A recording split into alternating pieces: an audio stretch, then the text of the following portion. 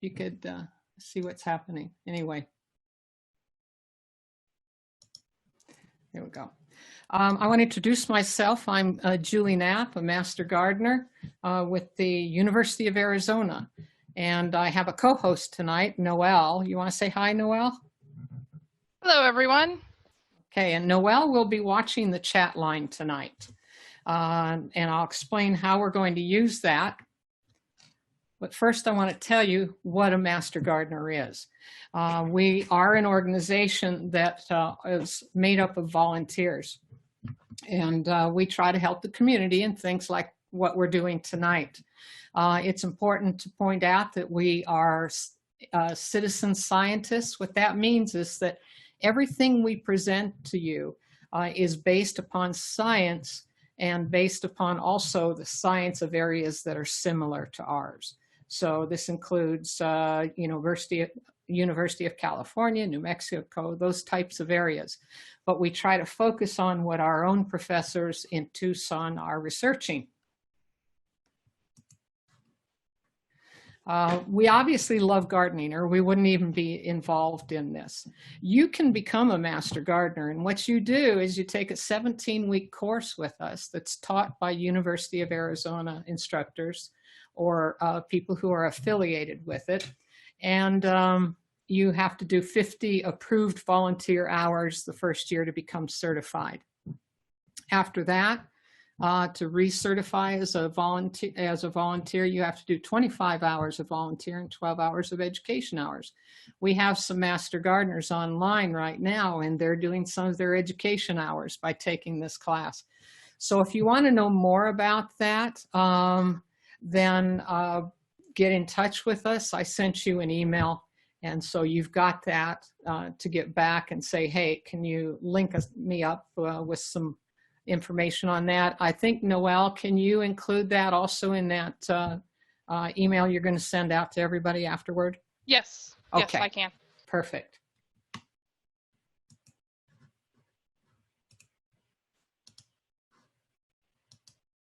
Okay, some of you have never been on Zoom before.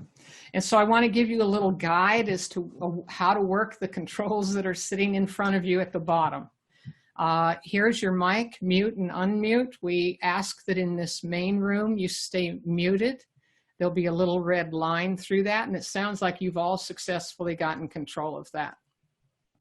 If your video is on, I see a couple people with it on, click that video so that there's a red line through it, and you will remove your picture from the screen. Some of you are clicking and it's going back on. So go ahead and click it and have that line through it so that you don't have it on anymore. Simply because that becomes distracting for people, you know, you may get photobombed. If you've got people in your family and they may come in and suddenly they're walking behind it, it grabs people's attentions.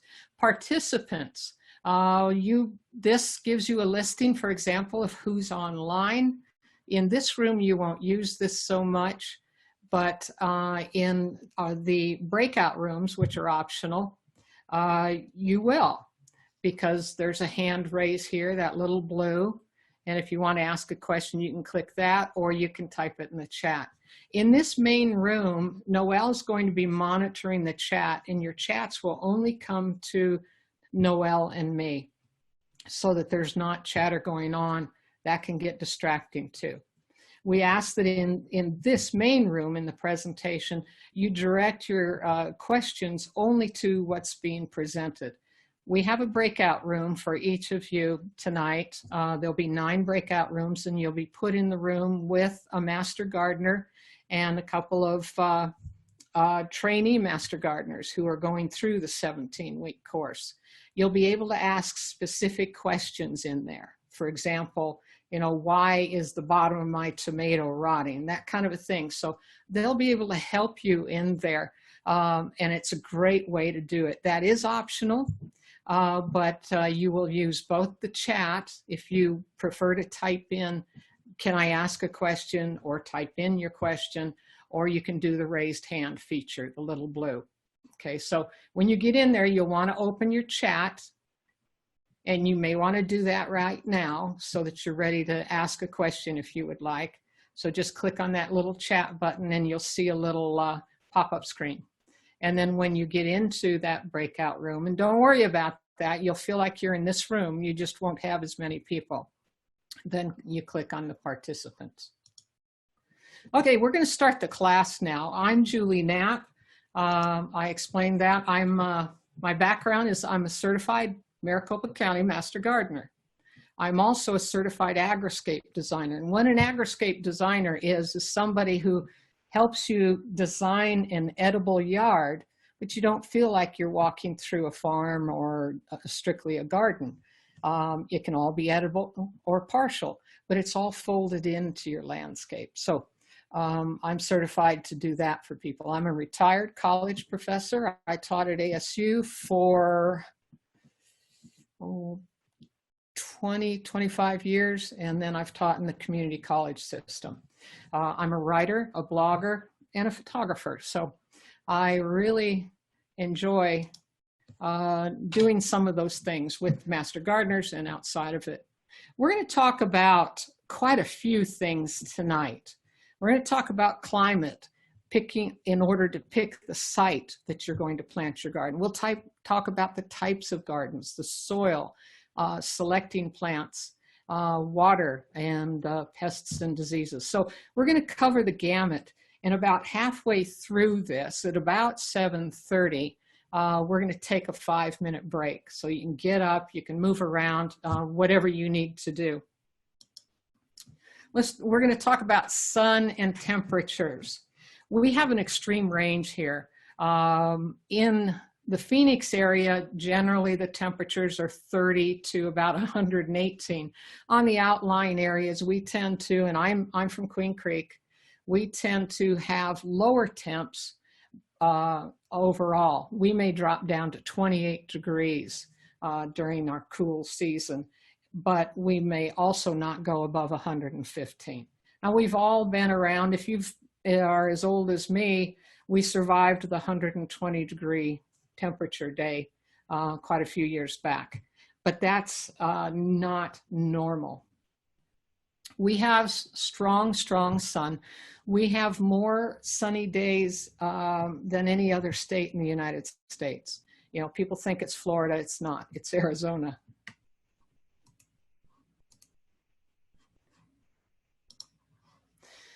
With water, we have an extremely low amount of water. In fact, we're in a 20-year drought.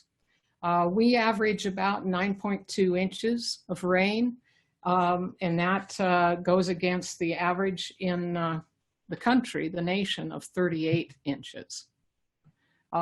So we are short of water, and we really try to preserve that if we can in a lot of different ways. And that's why we really at the university try to get people to go to drip systems or to alternative watering systems rather than hand sprinkling and that type of thing.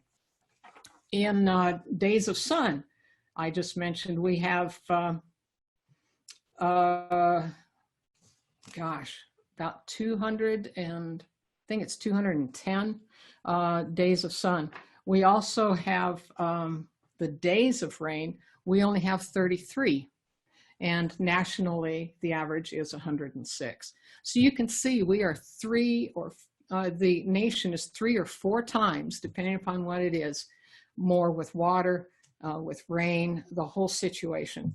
So we've got to be careful with that. That does affect our growing of vegetable gardens and how we approach that.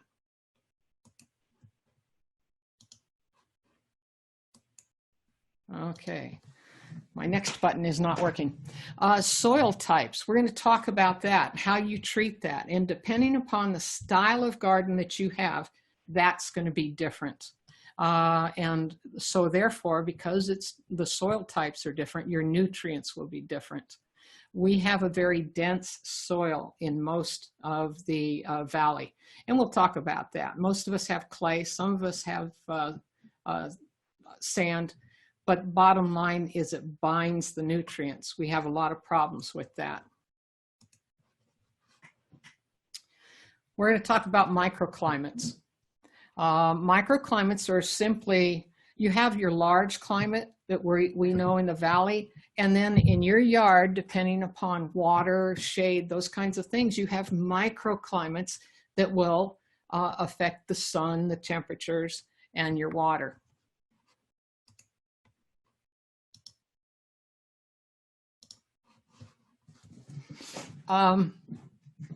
We have two growing seasons, main ones. We have the cool season and the warm season. I teach gardening classes to winter visitors, and this is the one problem they have. They're trying to plant broccoli in April, and they don't understand why it won't grow. We have certain things that will grow in our cool season through the winter, and certain things that will grow in the summer. In one level, that's fantastic. If you want to grow a whole salad, that's a negative here, because your tomatoes will grow in the summer and your salad, your lettuce, will grow in the winter. And we have two shoulder seasons. What a shoulder season is that there are plants that will grow from the cool season into a little bit of your warm season. An example of this would be onions, bulb onions, and sometimes your broccoli and cauliflower, depending upon temperatures, will grow into the warm season, even though they're a cool season vegetable. In reverse, corn and pumpkin, for example, and some of your squash will grow into the fall. So we have that kind of a thing going on, and those are our shoulder seasons.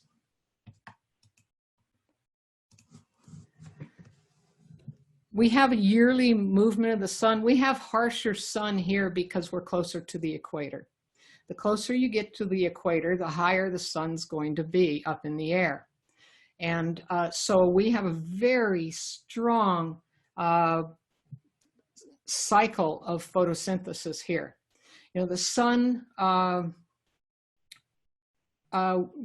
hits your plants, the water turns into nutrients and helps the plant grow, is what that says. But basically what photosynthesis is it's sun energy that turns into chemical energy. That goes in and creates nutrients. The plant also then takes carbon dioxide, processes that, and it becomes carbohydrates and sugars that also create energy. And then the byproduct of that is oxygen. Overall, plants need 6 to 8 hours of sunlight. There's a difference though. That's ones where when you look at a vegetable seed packet or you look at the little labels in the nurseries, they'll say full sun, partial sun, or shade. Full sun needs 6 to 8 hours. Partial sun needs 3 to 4. And shade will handle 2 hours of direct sunlight, okay? So something that says it'll grow in the shade still needs some direct sunlight. It's just that it doesn't need that much.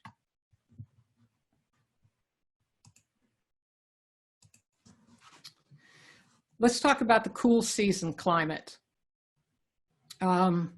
This will run, you know, our temperatures are changing, and we are experiencing some climate change. Whether it's permanent or temporary, we don't know.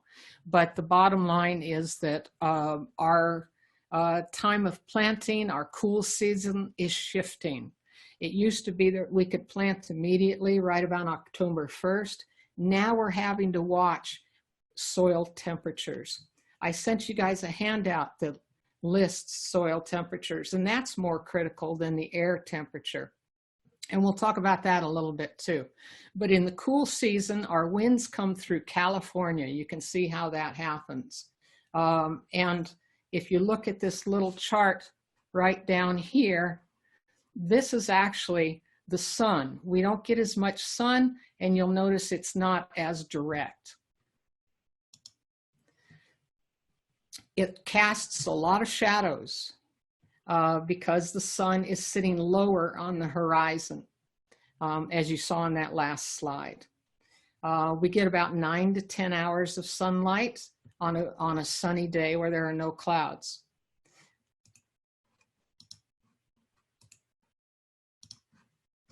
The temperature will range in Phoenix from about 35 to 90 degrees.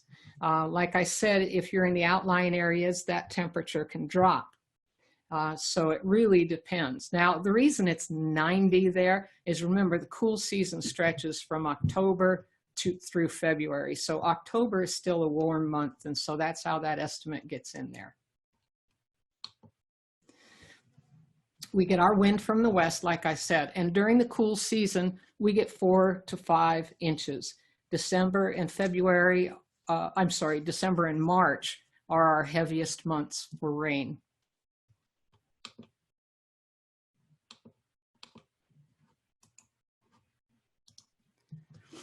In our warm season climate, you'll notice now the winds are coming from out of the south up through Mexico. And that's how we get those strong monsoons coming in, is it's blowing up from Mexico. You can see we get much more sun. We get more sun, more daylight than we do night. And it's much higher on the horizon. The sunlight throws shorter shadows because the sun is much higher. It's much higher above us. Okay, so we get 12 to 14 hours of sunlight almost directly above. And the summer solstice is June 21st. Our temperatures range during this time. Night temperatures in the early part of the warm season, which is from basically March 1st through about the end of June. We're really stretching the end of June with some plants. Others are going to go through, our heat-loving ones will go through July and into August. Something like in our medium cucumber will actually still produce in August. Like I said, the winds are coming in from the south. We get rainfall 3 to 5 inches, our heaviest in the monsoon season, which is July through September. And they measure monsoon season because we have to have a certain number of days of rain before they can count it, of measurable rain, before they can say, okay, we're in the monsoon. So we've got that. Now, I told you we were going to talk about desert soil. We have a makeup of desert soil, for the most part, of clay. And I don't know about you guys, but I also have caliche in my yard. But you can see clay, there's very little topsoil in our soil. And so we have a real problem with growing anything but desert adapted plants in our soil. We have to improve the soil because there's very few organisms in here, very little natural life in that soil. It's too compacted. Air can't get through there. Water sits on top of it. You know that when water's pooling on top of your clay soil if you haven't improved it. So it starves and the minerals get bound up in it. I have caliche about 8 inches underneath my soil. So what happens to me, before I understood what to do with it and how to respond and such, I was planting trees in the area in my yard that has caliche, and they did great for about 2 years and then they died. And I couldn't figure out why. Well, the roots were not able to get down through that caliche, and the water couldn't get down to the roots. So I had to learn. I mean, either you pickaxe it or you drill holes, you do all sorts of things to try to help it. Sand is in some areas. I think in the northwest area of the valley, there's sand. There's not many minerals in sand. So there's, again, the same problem. You've got to improve the soil. It's just different. They've got too much drainage and the water is flowing straight down. It's not spreading out. Now, here's one of the problems we've got that's very strong in our soil. You can temporarily improve this in our native soil, but you have to constantly be improving the soil. pH is how high the alkalinity or the acidity is in our soil. We're very high alkaline. Now what you're looking at in the valley, it's from 8.0 to 9.0. I'm in Queen Creek and mine's at 8.5. Now that may not mean much. The pH runs from 0 to 14. 14 pretty much you can't grow anything with. 9, we're on the edge.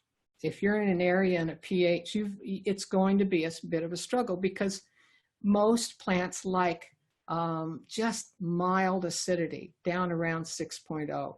Neutral is at 6.8 on the scale. Okay, so anything below 6.8, I guess I should take you to the chart here. But before we go there, our soil is also high in minerals, but it's bound.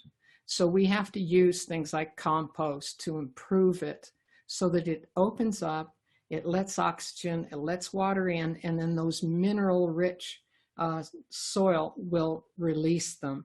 And we need the minerals, we need the nutrients in order to grow. I want to ask each of you, I'm going to pop up a poll here. And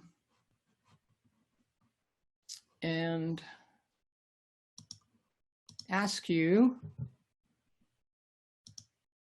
if you have ever grown vegetables before, as we begin to talk about microclimates. It's on the screen.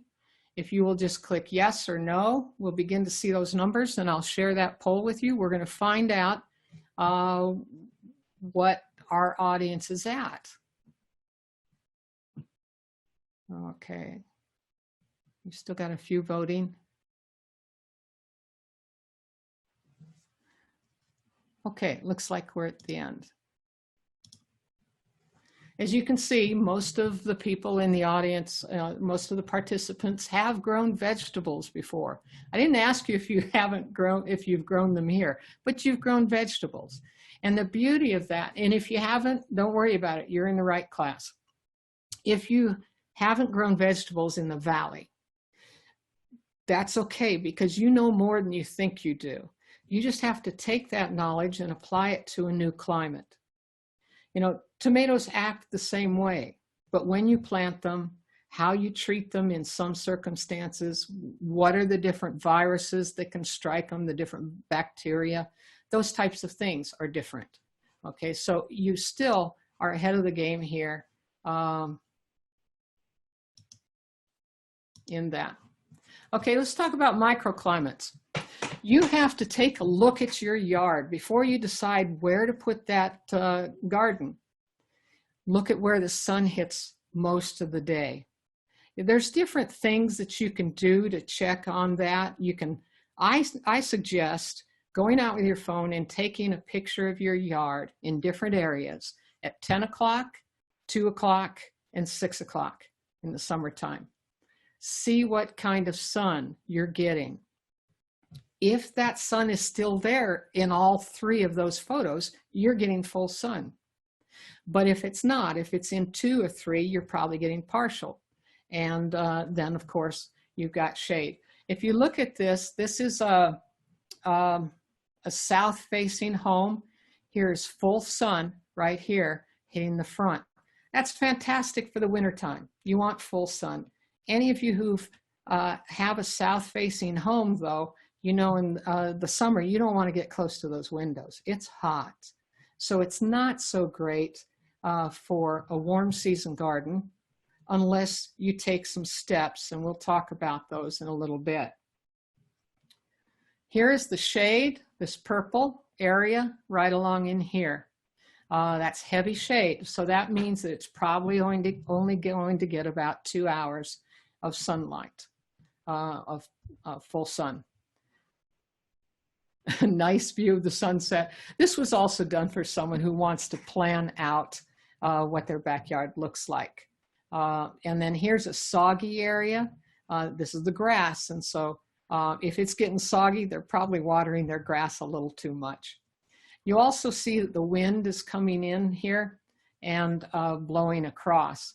Now, the nice thing is in this soggy area, what I would tell people is to plant some subtropical plants on the other side of this, because this wind is going to blow across and create humidity.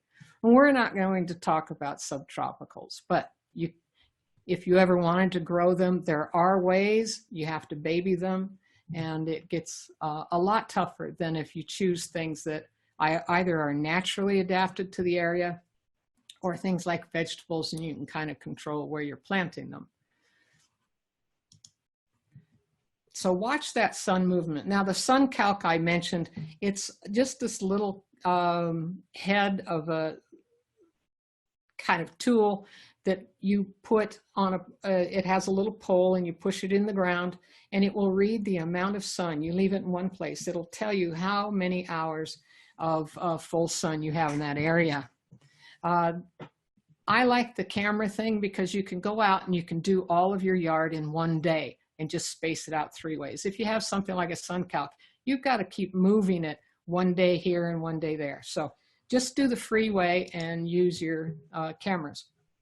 Pay attention to your temperature because the cold will drop down. So the low areas in your yard during the winter time will get colder. That's not a good place to put a garden because you don't want it cold in the winter time. So you want to put it, if you have some slight hills and things like that, keep your raised bed or your garden on a little bit of the higher areas. Where's your wind coming from? And here, like you saw in those charts, it gets a little tricky because our wind comes from the west in the wintertime and it comes from the south in the summertime. So pay attention to that. And you can do some things. You can put trees up to block that kind of a thing. There's all sorts of techniques to control your wind. And that's the whole key of microclimates, is if you know at those little places where temperatures change, sun changes in your yard, then you can take some steps to control it and make it the best that you can. Now, water. The number one question we ask people when they want to plant a garden is, where is your water supply? Because you will keep a healthy garden if your water supply is near your garden. It'll be tougher if it's not. So take a look around your yard, and either you may want to do something like a drip system, which then you can place it anywhere you want, the garden, as long as you're running a drip system. If you're going to do an above ground drip system off from your faucet, then you need to pay more attention to where you're going to place your garden. So make sure it's near your water source. We talked about elevation already. Take a look at what's high, what's low, what is sloping. You know, it really depends. If you have just a small yard, there's not going to be much of an elevation change. And then mark out those microclimate zones. I suggest to people that you actually create a little plan of your yard and you create bubbles of where it's cool, where it's full sun, where it's partial sun. Just do little bubbles on the plan of your yard so that you know what those microclimates are. We're going to take questions in just a few minutes, but microclimate creators, obviously buildings, okay? You've got the man-made, and then you've got the natural climates. You've got trees that are going to be windbreaks. They're going to offer shade. If they're deciduous, deciduous are wonderful around vegetable gardens because they help protect from that strong heat in the day and that strong sun, but then they lose their leaves. And in the wintertime, then you have this full sun on your vegetable garden. There's an added piece of that that we don't talk about often, but I love it. I have a large Arizona ash next to my vegetable garden, and it does just what I described, but it also does one more thing. It drops the leaves, and in the wintertime, we want a little bit of mulch, but mostly we want to put it in our compost bins and things like that. And it's right there for me. I don't have to haul it from the front yard, etc. It's right there. So we do have natural microclimates, the plant shades. Do you have any hills and things like that? Because you're going to have different water, you're going to have different sun. This backside is going to be shadier. It's going to get partial shade, whereas this is going to get full sun. Natural ground cover will also act as a microclimate. And it's different. If you have rock, you'll notice when you walk across it, it gets pretty hot. That's going to heat up soil. If you have wood chips or some other type of mulch, then it will keep the soil cooler. So it has a different effect on the microclimate. The man-made microclimates, the walls and houses, pay attention to how the shadows fall. I have a south-facing home, like I mentioned, which means that in the wintertime, I have to make sure that I'm putting shade-loving plants just off my patio, because they get very little full sun there. I can't grow something that needs a lot of sun right in that area. That patio is too tall, it throws shade. So pay attention to that. What kind of man-made microclimates do you have? What about your walls? How are they throwing shade on it? How are they reflecting sun? You can do an awful lot. We also use high and low tunnels. High tunnels are pretty much like greenhouses. It's just they're rounded off. So you can count a greenhouse as a high tunnel. It's a protected area where you can control the temperature and the sun. Low tunnels are ones that we simply create, and you'll see pictures of them later. We create over our raised beds, over our in-ground, even on our pots. We'll even put them on trees. But we're covering with different types of things depending upon whether we want to hold back sun, hold back heat, hold back cold, etc. We'll get into that more. And then the ground cover, of course, you know, the wood chips, the rock, the rubber, the mulch. One thing I want to mention, though, is if you're planting a vegetable garden, don't put rock in that space. Rock is fine in other places in your landscape, but the rock will embed itself in the soil and you'll constantly be picking that out. So that's just not just a heads up. If you haven't laid rock down yet, hold it back just from the area you want to put a vegetable garden. Okay, here's some man-made climates. And then we're going to stop and take some questions that Noelle has been watching. This is a low tunnel. You'll notice this PVC pipe going up and over. And what you're seeing here is tulle. Tulle doesn't hold back sun. It doesn't hold back anything except pests and bacteria if they're not soil-borne. And so if people are going to do this, I tell them to do it as soon as you plant. Because if you put it on after, you may be trapping insects in there instead of holding them back. So make sure if you decide to use tulle, and it's fantastic for any of your plants that don't need pollination.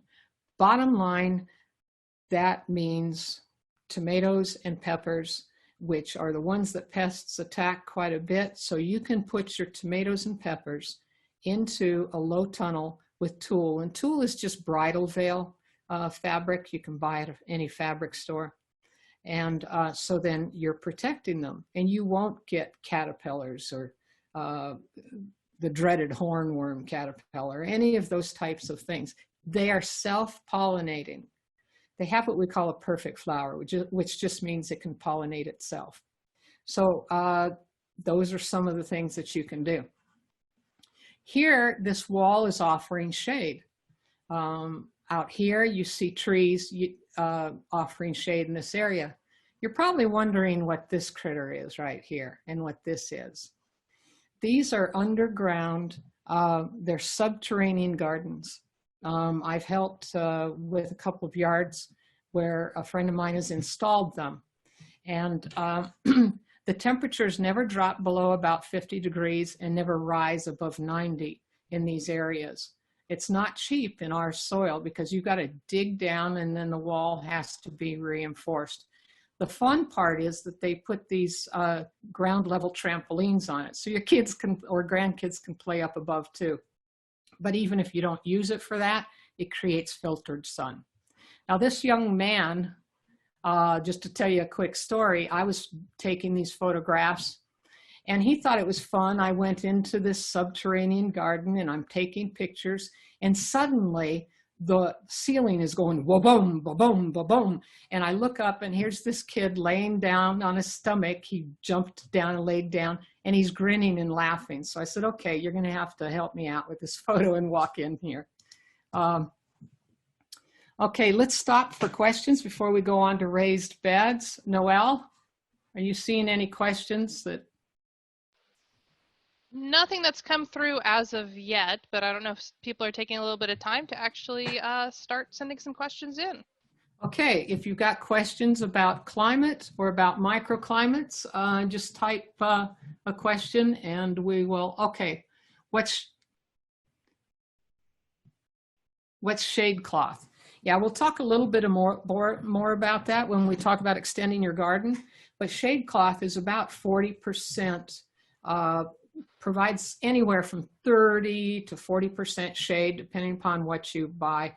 And we use it only in the summer and it keeps your vegetable garden cooler. Okay. It also filters out that sun a little bit.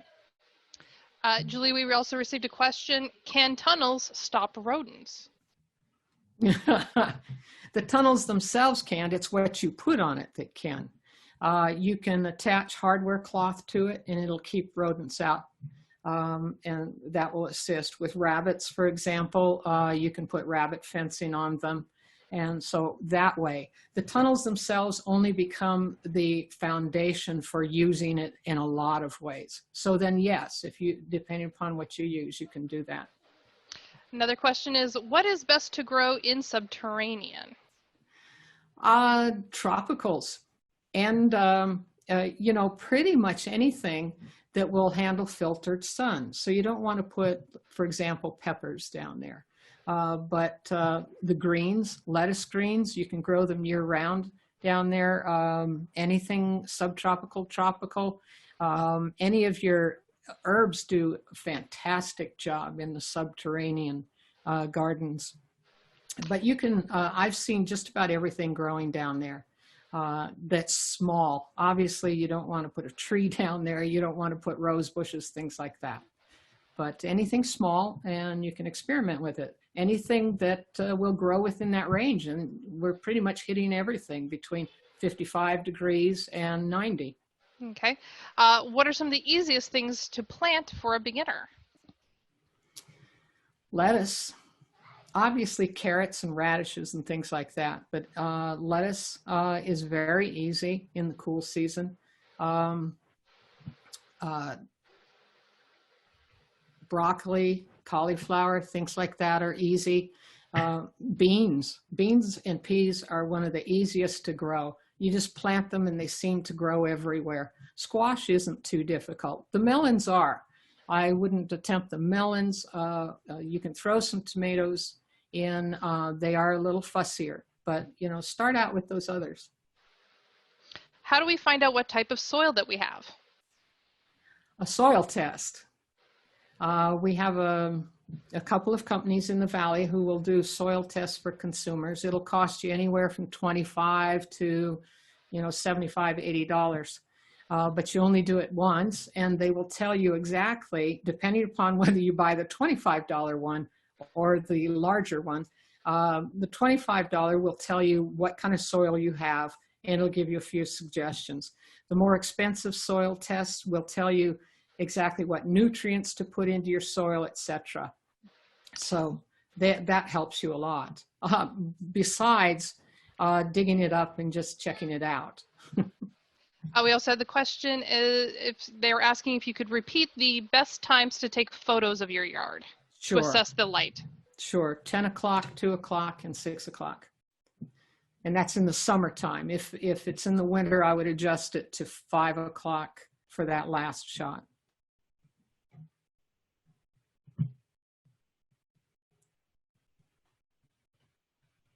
Okay, for the raised beds, which soil to fill, we're going to talk about all that.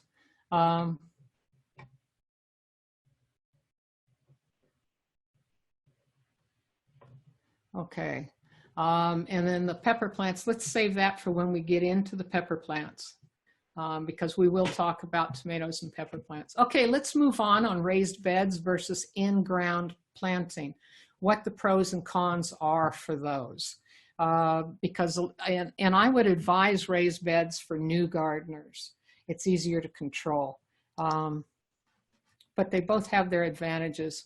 In the raised beds, it's much easier to do soil and weed control. The seeds, especially when you can put tunnels on them or do different things, the weed seeds don't get to them as much. You can spot them faster. They're easier to get out because the soil is softer. It's better pest protection by using those tunnels. You can grow more in less space because you don't have to have rows. In fact, when you create a raised bed, it should never be, if you can walk around it, it should never be wider than where you can reach halfway in with your arm, because you need to be able to walk around. Never, ever let anybody walk on the top of your raised bed because that packs the soil down and it defeats the purpose of having a raised bed. So you want that, they can be as long as you want, but that reach across. And so if you're building a raised bed right next to a wall, you can't double the length of your arm. It's going to be one length because you still need to be able to reach back.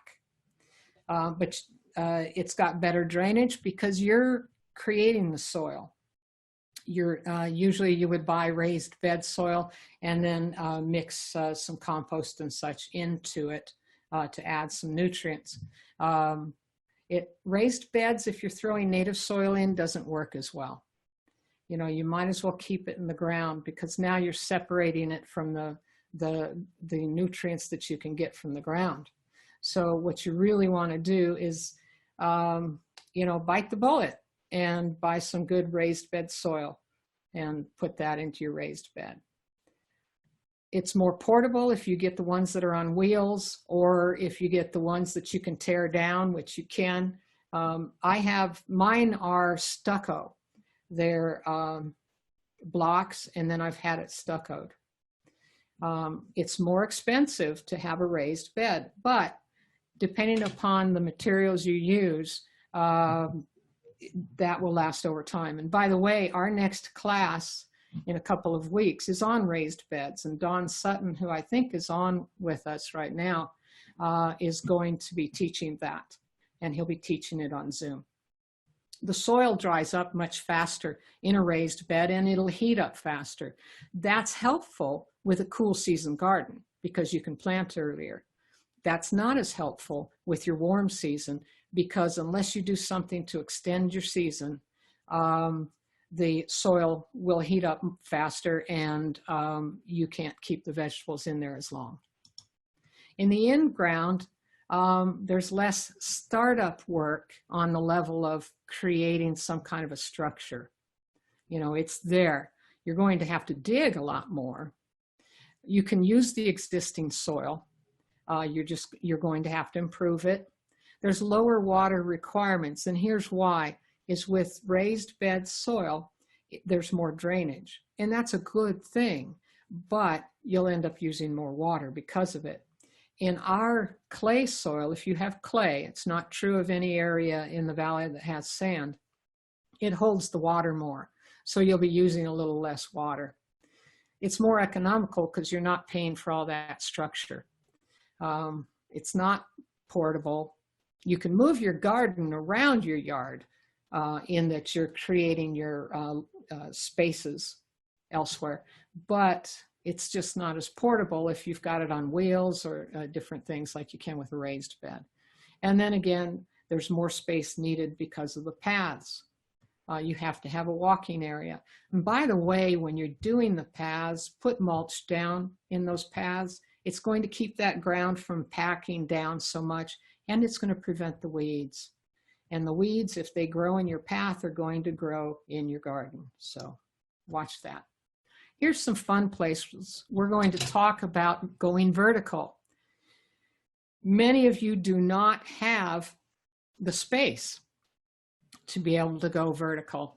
And before we go too far into this, I also want to find out from you guys what kind of gardens you have. And so there's going to be a poll here that's going to ask you, and it's a multiple selection. So tell us what kind of garden you've got going on right now. In ground, raised beds, pots, you haven't grown vegetables yet. and you can select multiple ones.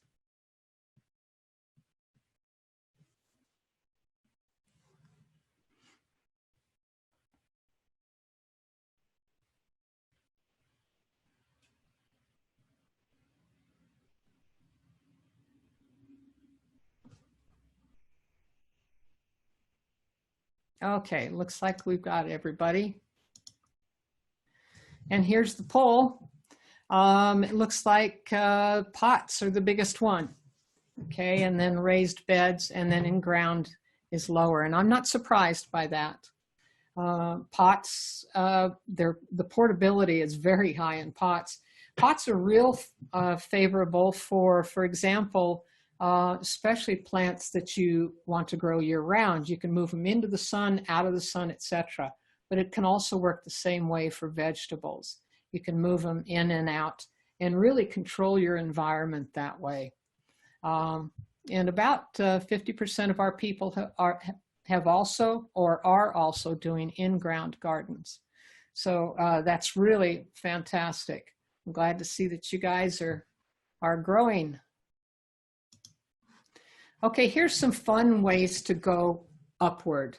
If you are short of space, and most people are, or you just want to grow more food, this is a fantastic way to do it. And these are just some of the ideas. I don't know if you've got kids or grandkids, but growing beans and small cucumbers onto a teepee pole like this is fantastic.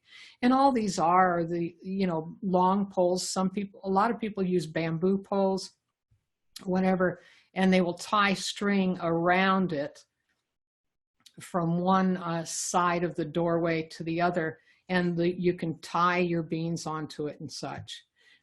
It's also a great way to I've done this, and it's a great way to get your grandkids to eat beans, because they'll be sitting in there and those things will be hanging down and they will snack on them. Whereas if they don't know where stuff's growing, I tend to not be able to get them to eat them. I just don't tell them they're beans. Okay, here they're using just little boxes that they found, some wooden boxes, and they're just attaching them and using those as planters. Now in this case, you've got to make a decision here. You can either drill holes in the bottoms of these so that the water from this top one drops to the next one, etc. Or you can, you've got to protect the wood. So there's a couple of ways. You can coat it with, I would use an aquarium liner, not black plastic. Black plastic is going to break down a lot. You'll have to keep pulling the soil out and replacing it. Aquarium liner is more expensive, but it will last. It will last for 5-6 years or more. What I like to do, and I've done it in my raised beds to protect my soil from the concrete in the blocks. And the concrete in the blocks do not release chemicals. That's a myth, but until they crack. And if they crack, then yes. So what I have done is used aquarium paint on the inside of my raised beds. And I would do the same in this. You can use aquarium paint. You can use a waterproof latex paint. I would not grow food in anything that is in any form poisonous. And that's why I use aquarium paint. It costs a little more, but it's even safer. These are called, well, we've got trellises. I'm getting ahead of myself. Cages, you've seen them, just tomato cages. You can build your own cages with bamboo or any wood. Just put stakes around your plants, and then again use string or twine or whatever you would like to create horizontal areas for that plant to grow up on. And the shelves are like this area. Stackable pots are popular. I've seen strawberries done really well with it, but you can use them for just about any small type of vegetable, like some herbs and things like that. Stackable pots are a lot of fun. Hanging plants, just know that when you do hanging plants, you're going to have to water often. So you don't want them so high up that you can't get to it easily and you can't tell when you have saturated the soil. So make sure you do that. Are careful about that. Hanging plants also dry out very fast. Earth boxes, which is this down below here. An earth box is simply an area that has both some form of a box, and that's what this one is, and also has a way to water inside. That's what an earth box is. It's self-contained. This is a Wally pocket over here. They're a lot of fun because you can just plant on the side, and the beauty of this, you can use them in your homes too, is they're rubberized on the back side, safe rubberized areas. So it's not going to get the wall wet. It's not going to get it wet outside or anyplace else. And then the poles like we discussed there. Okay, here, this is a lot of fun, and this is a tiered area. This person actually put little drills in here so that all she had to do was water at the top and it began to flow down all the way. Great water saving, but you have to plan these out according to how plants need water. If you want the plants below that don't need as much water, and you put the ones above that do. Or you can simply put watering systems on each of these shelves. If you don't want to try to, become a vegetable engineer trying to figure this out in order to do that. So some of the advantages to going vertical obviously are you're saving space, but a lot of people don't realize you're also saving soil, you're saving water because you're watering a smaller area, it's not spreading out. It's easier to maintain and it's healthier for your plants. It's lifting them up, it's letting the air circulation go around the plant, and it's easier to maintain. You can reach around, you can prune it easily. You're seeing more of your plant. This is especially good for vining plants because you can get to things. It also keeps the fruit off the ground.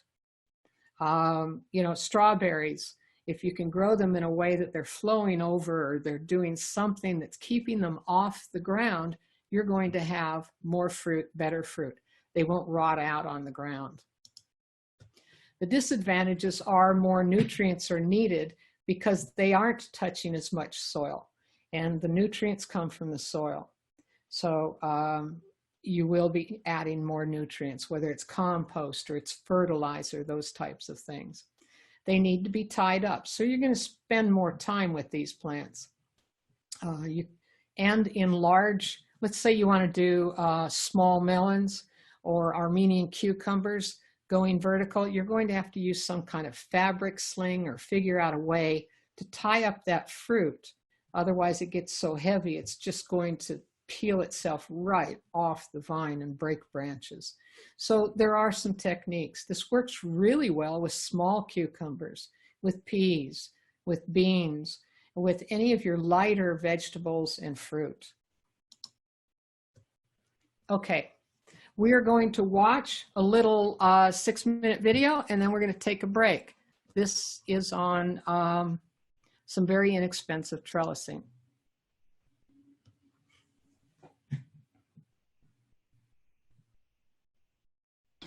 Welcome to the Rested Garden. Today I'm going to talk to you about several different kinds of trellises that you can build inexpensively for your cucumbers, for zucchini and squash. Really, I grow some of them vertically.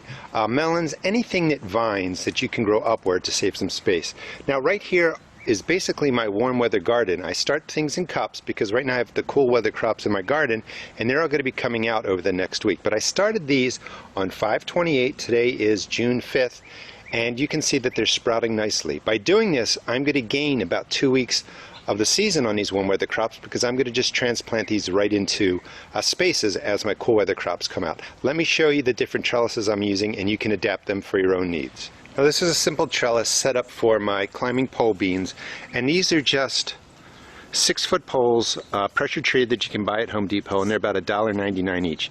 I just sink them in the ground, distance apart, just like that, and then I raise them all the way up, tie them off like a teepee, and that will be a perfect support for your climbing beans, even your cucumbers. And then in between, you just take some twine and tie it through and let the pole beans, that will actually just climb right up the pole and they will twist around just like these are. But your cucumbers may need more of the twine going across. But this is a simple and inexpensive way to really grow vertically and grow your crops 6 feet tall. Now you can use this setup for cucumbers and zucchini. This is a 4-ring tomato cage, so this is, I don't know, maybe 3 or 4 foot tall. In here will go actually a squash, zucchini. I like to grow them vertically because they're a lot easier to manage for disease and pest. And I've done a video on this last year, and I will show you, what this looks like when it's planted. But this is a setup that you can use to grow a cucumber, a zucchini or squash plant right up this, and you'll be able to really reach in and get the undersides of the leaves, look for pests, and really just manage your plant better. And like I said, my garden is just getting ready for the warm weather crops. That's why I've started them in cups, but over this week I'm going to really get the ground ready. Here's another teepee tub style of a 6-foot poles that you can buy again at Home Depots or Low, and you just tie it off at the top. That gives them plenty of support. And this is going to be for my cucumbers, and I will put a lot of twine down there and just crisscross it all the way up. And again, there is another cage for yet another squash. Let me show you the lemon cucumber first. This plant is growing in my sunken container. It is a single lemon cucumber plant, and it's been growing about 60 days or so, maybe a little bit longer. One plant, I actually have it growing up a cage and then onto stakes, and I grow it vertically. It's a massive plant, so it's a great way to really manage it using stakes and a trellis and just bringing it up. It's well over 8 feet tall. I have to move it across string. It's just doing really well. This is a trellis made out of chicken wire. That chicken wire is 10 feet. It costs about $10 and maybe a little bit less. And you just bend it right down the middle, and then those poles that are running down the side are actually metal covered in plastic. And they'll run you maybe $2 each. Now it's a little more expensive than the other ones, but this is solid. And this design is basically a triangle, and what will happen is your fruit will hang right down inside of that triangle, and you can pick it very easily. You can also get in there for sprays, disease management, pest management, and it's perfect for cucumbers, for melons, and it's really, really solid. This is not going to move, come out of the ground, or break. And again, trellises give you a lot more growing room because you can grow vertically rather than having the vines crawl across the ground, where they can be more susceptible to bugs coming in, and more susceptible to diseases because they're along the ground, they're picking up what may be in the dirt, there's more moisture down there, and just growing them upwards really makes the plant a little bit cleaner and easier to manage. But look at the massive size of this plant. Like, there's squash coming down right in there, there's one in there, and it's growing up a cage, up a post, and it's doing really, really well. This is chicken wire just tied on there with some twine. 2 of those 6-foot posts again that are about $1.99 tied off at the top, and this is perfect for beans and for cucumbers. Just let it grow straight up.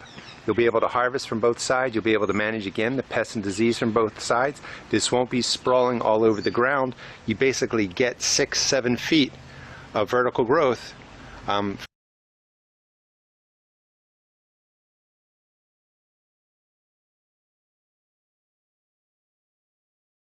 For your vine plants using simple trellises. Again, very, very inexpensive. Green beans are delicious. I think red yard beans are even better. I have 3 or 4 plants growing down here at the base, and you can see the purple beans. They're very sweet, very tender, have a little bit of an earthy flavor to them. This is probably the 3rd round, so once they start producing, they're really, really prolific. And these will get 9-12 feet tall, going up a trellis with some chicken wire on there. Here's another example of the setup I just showed you, and just weave the twine through the 3 posts, and this is perfect for your cucumbers and for your green beans. Over on this side I have a setup. These cages right here are for my tomatoes, but during the cool season, and we're coming to the end of it, I just used them to grow peas, and you can see all the peas that have to be harvested off there. So you can repurpose your tomato cages for growing peas. I mean, again, peas are crawling up all over here. This is one of those larger cages, and it did perfectly well for these purple potted peas. let's move over to the back there, and this is really my trellis garden back here. Now let me just walk you over to it. That's purple kohlrabi right there, some scarlet kale, parsley, asparagus. So these are shelving units that I bought at Home Depot, and I did a video on how to actually construct these, and I'll link that to this video. I don't remember how much these were. I want to say somewhere between $9 and $12, but they're 6 foot tall. They're extremely sturdy. I think I'm in my 3rd or 4th year. The coating on here, the vinyl coating, has prevented them from rusting, and they're just secured with 3 stakes, and they're tied to that. But in this 4 foot by 4 foot space, I have 3 of these racks set up. Again, I'm on my 3rd season, so the cost really gets divided out over, you know, years, because these are going to last. But look at all the vertical growth that I'm going to be able to get for beans, for cucumbers. These will work for light melons. If you're growing melons, you may have to support them, you know, to the trellis when they're maturing. But instead of having, you know, 1 or 2 vines crawling around down here, I can grow them vertically. This is, again, the simple setup of just 2 6-foot stakes with some chicken wire tied on there. And the whole trick is really, so make sure you leave enough space, because I can come around here, tend to the plants on this side. But again, I'll be able to spray for pests, for disease. I'll be able to take care of the plants, easy harvesting. More light will get to the plant. They're not going to be growing down in the dirt where it's more humid, where they may pick up more disease, or they may be vulnerable to pests.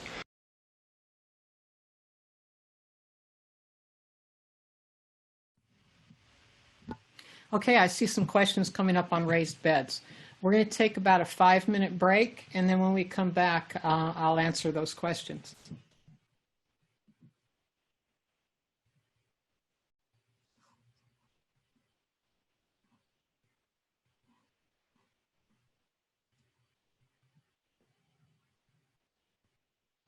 Okay, we'll come back on and get started here.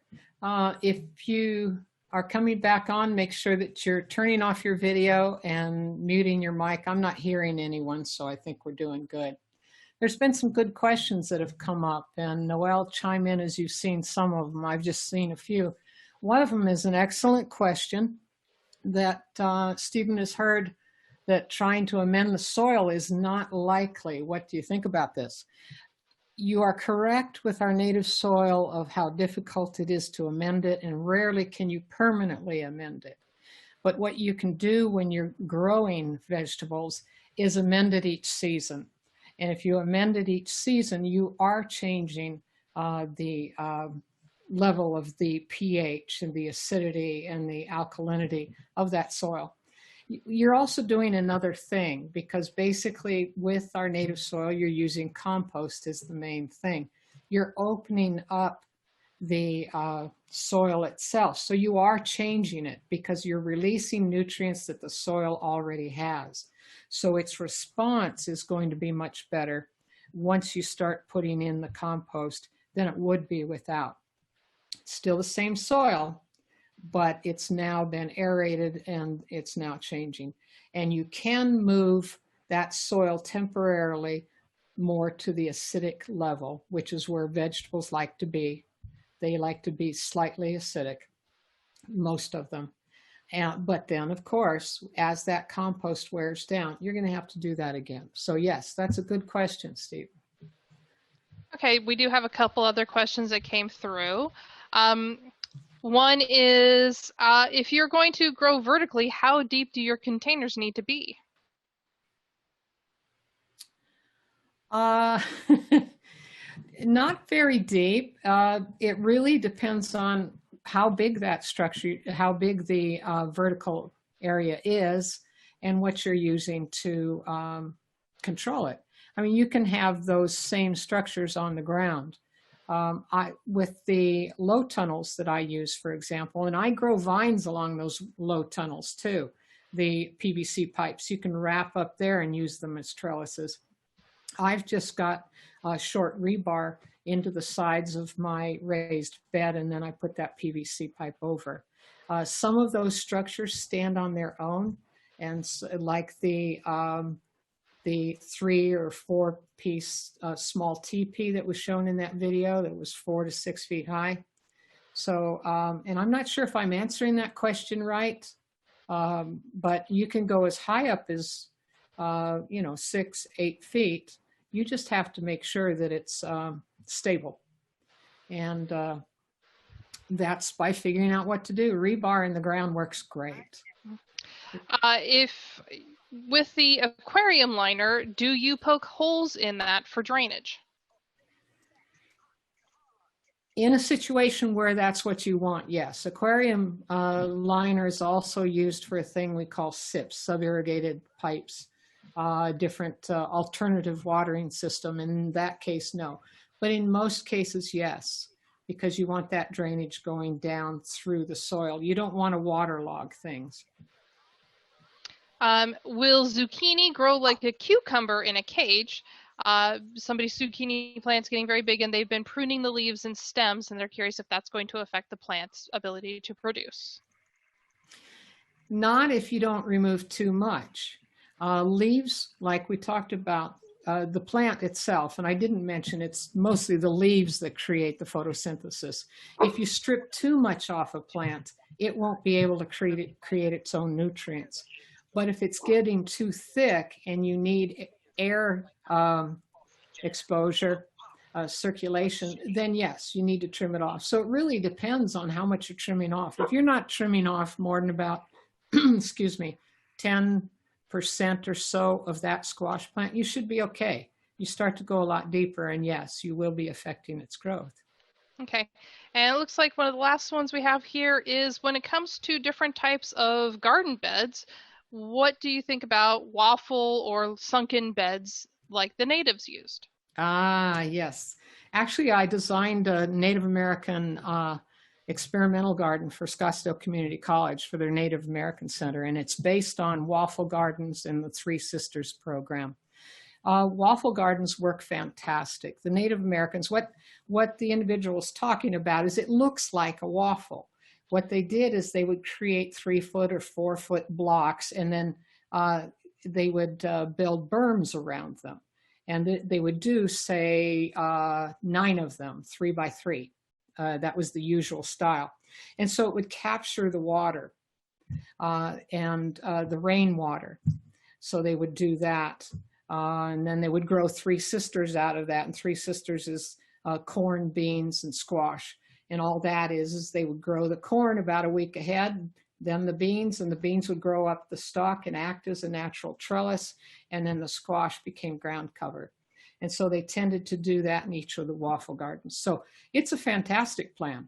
It'll capture the monsoon rains. Doesn't do a whole lot of good in the wintertime because, you know, it's just our rain is more sporadic than in the monsoon times. And it looks like one last question. Can you convert an in-ground swimming pool into one of those underground gardens? Well, you know, there's a guy, his last name is McClung, and I know one of his relatives, and he has done that. He's created a subterranean garden in his pool, and there's no reason you can't. You can do basically the same concept as what you saw in that subterranean garden. Just have some kind of a shade cover or something for it. It's going to be a little more difficult because of the concave rounded shape of a pool than it would be in one that's built directly for that. But I've seen it done, and I can't think of his first name, but his last name is McClung, and he occasionally does tours of his pool garden. So you might want to look him up if you want to see how that works. Okay. Is that it? All right, let's go on. We're going to talk about preparing your garden.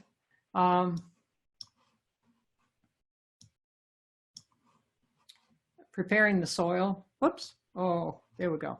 Preparing your soil. First of all, you're going to have to add nutrients in any of our soil. And one of the best staples for that is compost. There's all sorts of kinds of compost. You have mushroom compost, just standard compost. Some people like to have chicken compost. And notice I didn't say chicken manure or steer manure or any of those things. Those types of things burn your garden unless you compost it. And if it's composted, then it's great stuff. So steer manure I'm not a fan of, simply because the seeds sometimes come through on that, but a lot of people swear by it. So compost it, and that will enrich your soil. And like we were talking about with the question Stephen gave, in your raised beds, in anything, it's not permanent. Compost breaks down. Its nutrients are used up. So each season you need to be reapplying compost. We're going to talk about also synthetic fertilizers, which are based on NPK, nitrogen, phosphorus, and potassium. And I'll explain to you what that means. If you've never known what that means on those fertilizer bags, you'll walk into your nursery next time and understand what's going on with that.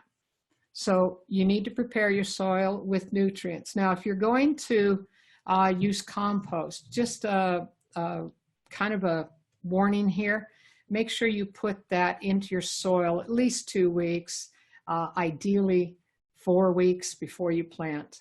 Compost is live in its organisms, and it's still breaking down.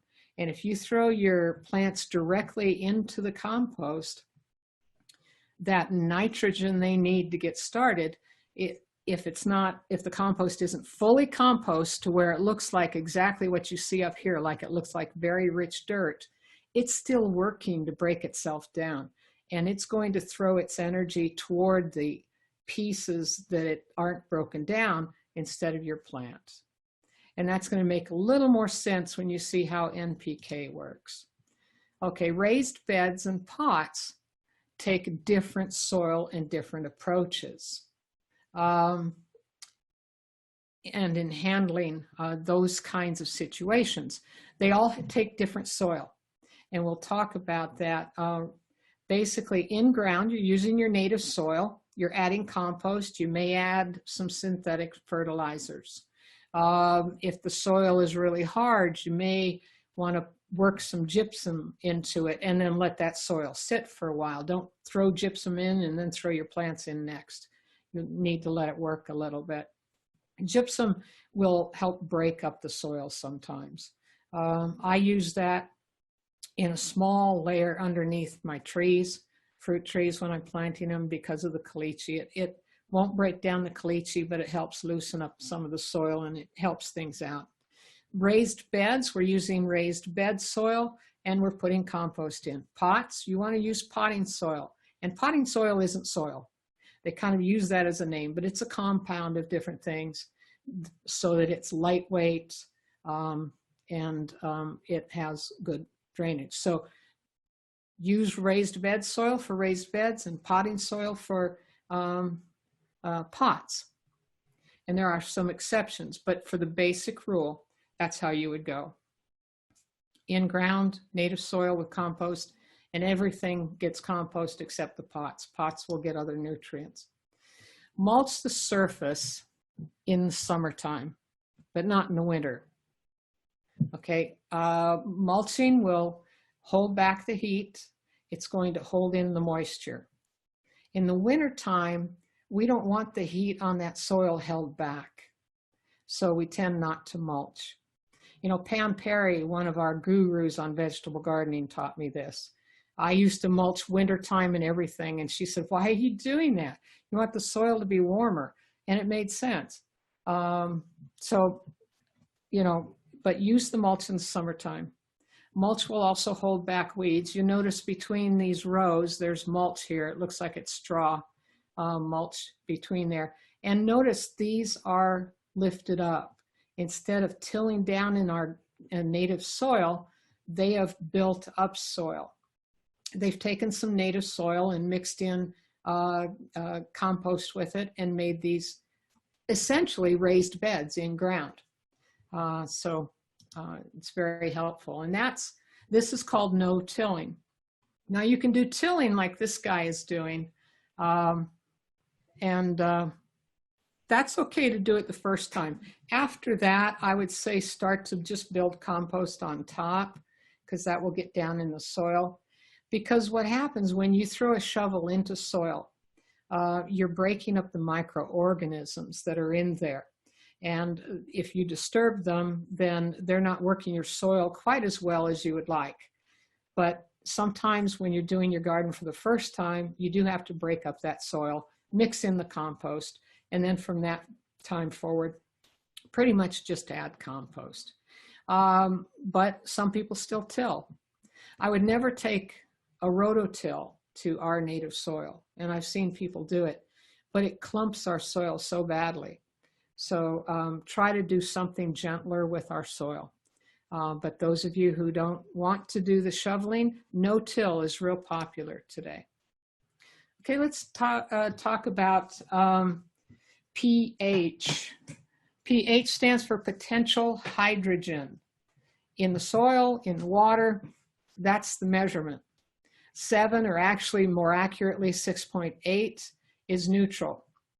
Anything below that is called acidic soil.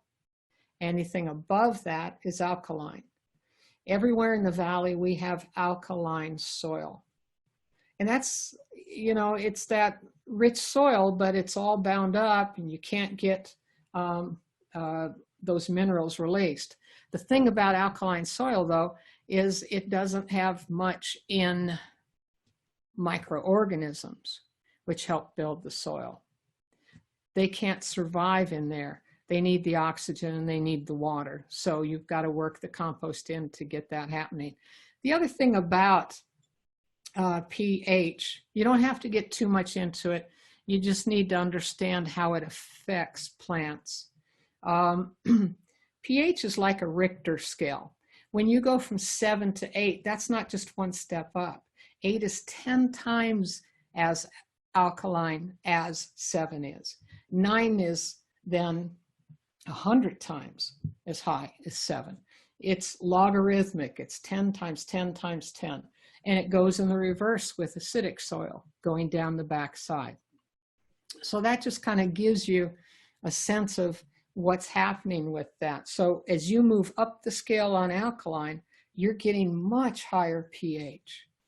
In some of your areas, you're at around 8.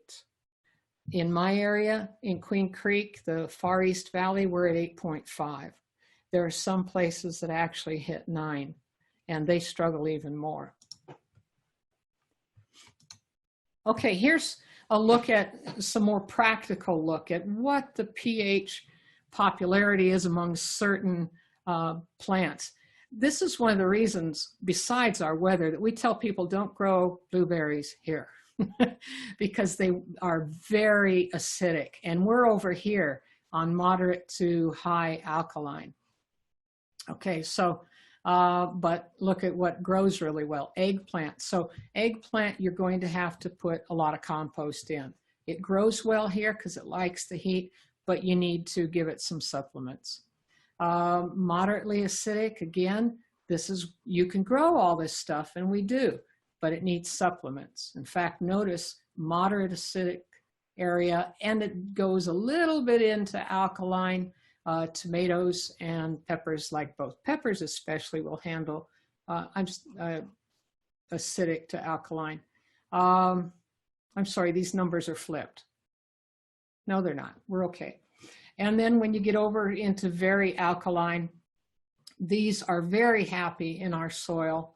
Cabbage, cauliflower, celery, cucumbers, and thyme. You don't have to do much nutrients, although nutrients will always help. You're never going to go wrong with that as long as you are putting in the right amount. You can overkill on nutrients. Here's synthetic versus organic fertilizers, because you can use either. I'm an organic gardener, so everything I do in my garden has to be organic. But that doesn't mean that you're a bad gardener if you use synthetic fertilizers. It's just a choice. That's all it is. It's, do you want to grow your vegetables organically, or do you not, is that not important to you? And so you can use synthetic. The thing about the two is organic feeds the soil, synthetic feeds the plant. Okay, so organic is going to make a more permanent change, you know, compost, worm castings, things like that, are going to make a more permanent, not permanent, but longer term change because it's changing the soil. The synthetic fertilizers are going straight into the plant, and it's great for the plant. Now, here's also the difference, and there are times that you may decide, okay, if I don't need to be purely certified organic, you may use synthetic fertilizer for an emergency, because organic fertilizer takes a while to also kick up and get started. Synthetic fertilizer is immediate. So about the only time I might cheat and use synthetics, and I'm saying cheat because I'm an organic gardener, is if I see a plant that's really hurting, I'll move it off to a pot so I'm not dealing with the rest of my organic soil. And I might pump it up with some synthetic fertilizer because it's either that or lose the plant. That is the only case I've ever had to do that. But you make the choice. You can go either way. And, you know, and you're not doing wrong. And don't let anyone tell you you're doing wrong. There are more and more of us who are organic gardeners, but you know, they shouldn't be snubbing their nose at people who use synthetic. That's fine too. Okay, I told you I would tell you about NPK so that next time you go in to the nursery, you can handle that. This is most often marked on synthetic fertilizers, although you will find organics increasingly having this number. And N is the first number, that's nitrogen, P is the second, phosphorus, and K is potassium. So nitrogen is great to help that leafy stem growth. So at the very beginning of a plant life, it needs a lot of nitrogen. That's when it needs it. Nitrogen also doesn't stay in the soil very long. So if you're needing more nitrogen for a plant, you have to keep adding it more often. Phosphorus and potassium stay in the soil longer. So for example, while my plants are still growing, I start them with compost and little worm castings. Worm castings are just the remnants of worms after they've eaten. It's worm poop, essentially. And they're composted, and they are wonderful. They're one of the best nutrients for your soil. You buy them in bags from the nurseries. They're not cheap, but you don't, a little goes a long way. You don't pour a whole bag in a raised bed. So at the beginning of your plant life, you want a lot of nitrogen. When it begins to bloom and fruit, that's when you want a lot of phosphorus, this middle number. So this particular package, isn't really made for the beginning of the plant life. It's more in here for the fruiting and the blooming time. So if you're wanting to control, and there are some gardeners who are really incredible gardeners, and they kind of control the NPK, they'll be pumping a lot of nitrogen into their garden bed while the plants are just growing and establishing. And then when they start seeing those first flowers, they'll start to give it something that's heavier in phosphorus. And then potassium, the last one, is an overall healthy plant nutrient. These are what we call macronutrients. They're the major nutrients for plants, and they are necessary for plant growth and its health. And like I said, you select them. Now there's other nutrients. We don't think of oxygen and water as nutrients, but they are. Anything that feeds a plant is a nutrient. And plants obviously need oxygen and water to grow. Then we have secondary macronutrients, magnesium, calcium, and sulfur. These are also important. And if you look closer at these fertilizer bags, you'll also see those listed. And then we have the micronutrients. They won't be as large a part of the bag, but those amount, those, many of them, if not all of them, will still be in it. And by the way, you notice You probably wonder why 5, 10, and 15. Okay, that's 15, that's 30. What that means is 30% of this bag is full of nutrients, of NPK, nitrogen, phosphorus, and potassium.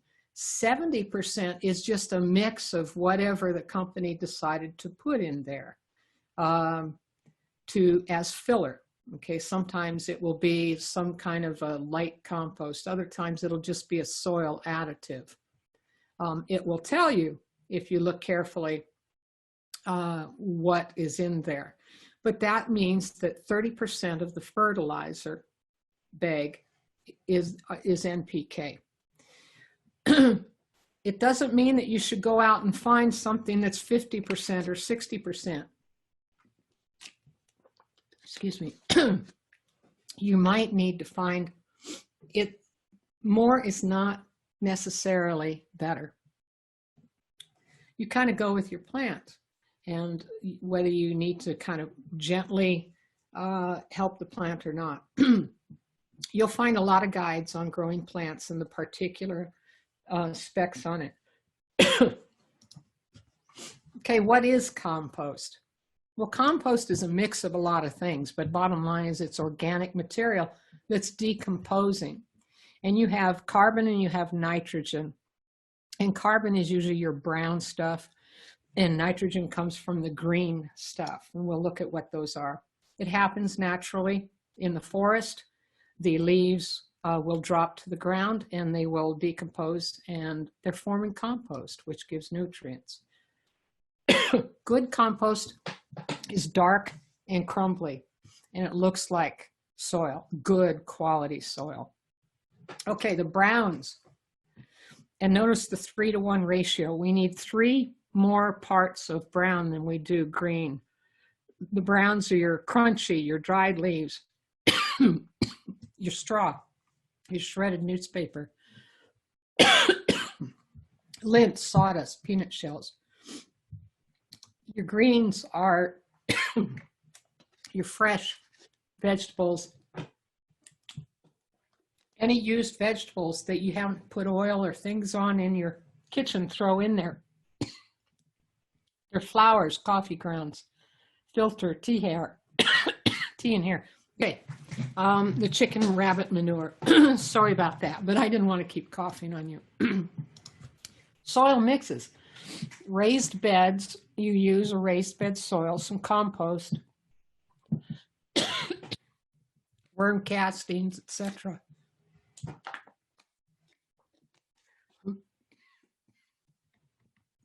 In ground, we've talked about this. Your soil plus some soil addition like compost, etc. With pots, you're going to use potting soil, coconut coir perlite to give some air to it, some synthetic nutrients. Compost tea, which is simply kind of steeped compost to create a water soluble area. So ask yourself, where are your water sources? You may have flood irrigation. You may have rain barrels. That's a way to collect water. Flood irrigation is not very good for vegetable gardens because it gives a lot of water at one time and very little at other times. So if you have flood irrigation, you're going to need to use raised beds and lift that up away from that flood irrigation.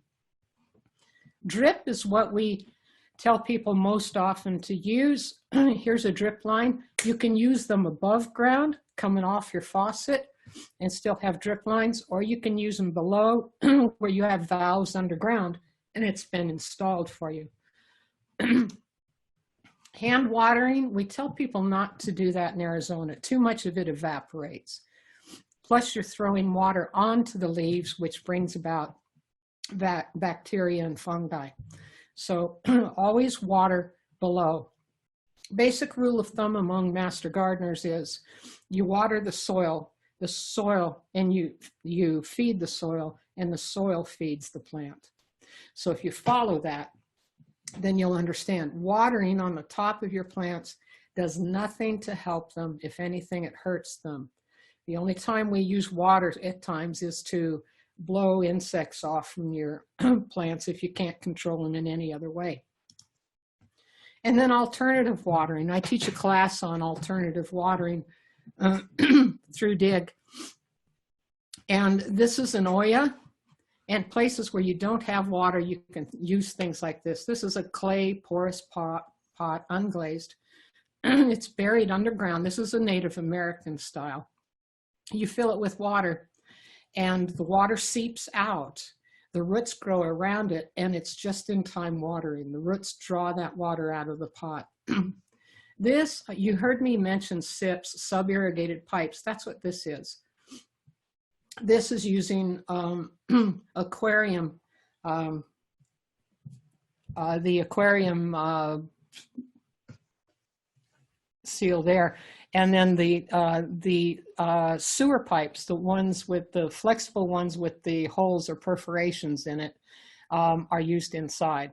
This is a PVC where you fill them and then you have a drain down here. And basically the water flows through. And so you have that aquarium tarp down in there that keeps the water from going through. And in this case, you wouldn't put the holes through. But basically what it does is it's a wicking system. The water is drawn up through the soil to the plant. So it's kind of an interesting thing to attempt. Okay, we can take some questions now. Okay. We have quite a few, so give me a second here. Okay. Let's see. When creating a new raised bed, what ratio of soil to compost do you need, and do you need to add anything else? You're asking a question that every gardener is going to give you a different answer for. I'll tell you what I do. I use about 75% raised bed and 25% compost and other mixes. So I'll be throwing in compost. This is when I first create the raised bed. I'll be throwing in compost that will include some worm castings, things like that. So I do 75%, 25%.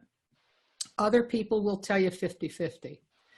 You know, so you really do what works. I can tell you that by using the 75 and 25, I have incredible tomatoes. They grow so tall and produce so much. But the other key is after that, I don't have to add any more raised bed soil after that first season. I'm continually putting in compost and nutrients.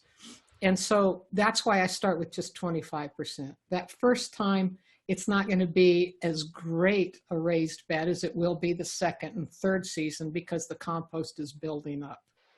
So, you know, some people will say 50-50. Some people will tell you put mycorrhiza in it. That's just a bunch of fungus and good fungus and bacteria that assists your soil. Others tell you to use worm castings. There's all sorts of approaches. So, you know, try something simple. Just try something simple, a certain amount of raised bed and a certain amount of compost and see how it works for you. When you put in mulch in your garden, do you put it right up to the base of the plant? Good question. Yes, that sounds like that came from a master gardener who's guiding me here. And no, you don't, because if you have mulch right up against the base of a plant, it's going to encourage fungus and bacteria close to the plant. So you want to leave a couple inches around each plant that's free of the mulch. Can anything be added to the soil to lower the pH of the soil for very acidic plants like soil sulfur, or will it be canceled out as soon as you water? It won't be canceled out. It will work its way in. Are you saying you have acidic and you want to lower the acidic level? Is that what it's saying? If you're to lower the pH of the soil for plants that like acidic soil. Oh, okay. Yeah, compost is fantastic. Sulfur we use some, but we have so much sodium, so much salt in our soil, and we have it in our water too, that I'd be careful with some of those additives. Some gardeners do use it though. I want you to understand that there isn't one way specifically to grow things, but I wouldn't use sulfur unless you've got a problem, and then specifically look up that plant and how sulfur reacts to it, because there are some things it'll help with. I wish I could give you a more straightforward answer, but I can't on that one. How often do you add nutrients if we have plants that are in the very acidic column? It really depends on the nutrient they need. If it's nitrogen, if it's growing and you're seeing it stunt growth, then you want to put nitrogen in, and you'll have to refresh that more often. If it's the phosphorus or potassium, then it's going to stay in the ground more. But compost is the #1 tool for lowering the alkalinity in soil. Because the thing about alkaline is it doesn't have very many microorganisms in it.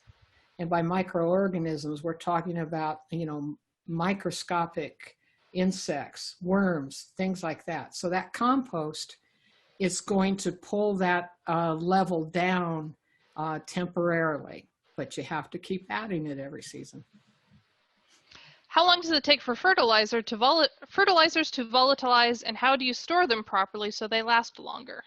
You don't keep them in your garage or out in your shed. Try to find a cool place that you can store them, and know that sometimes we can't avoid them being in the shed or the garage if it's summertime. I wouldn't keep a fertilizer for more than 1 season. You know, you have to get new stuff every season because it's dead.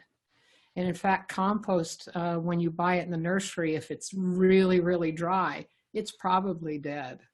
And you can, if it's not been that way very long, restore it as you water it. But I look for something that's you're not going to find it moist, but it's still soft. If you pick up a bag of fertilizer or compost and it's hard, it's chunky, don't buy it. Put it down. When you're buying fertilizer with the NPK, can you only find it with all the NPK, or can you find it with the macronutrients, like buy it individually? So if you want just the nitrogen or just the phosphorus? Yes, you can, both in synthetic and organic. For example, bat guano, that's just like worm castings. And that's extremely high in nitrogen. So is our worm castings. So you're pumping nitrogen in.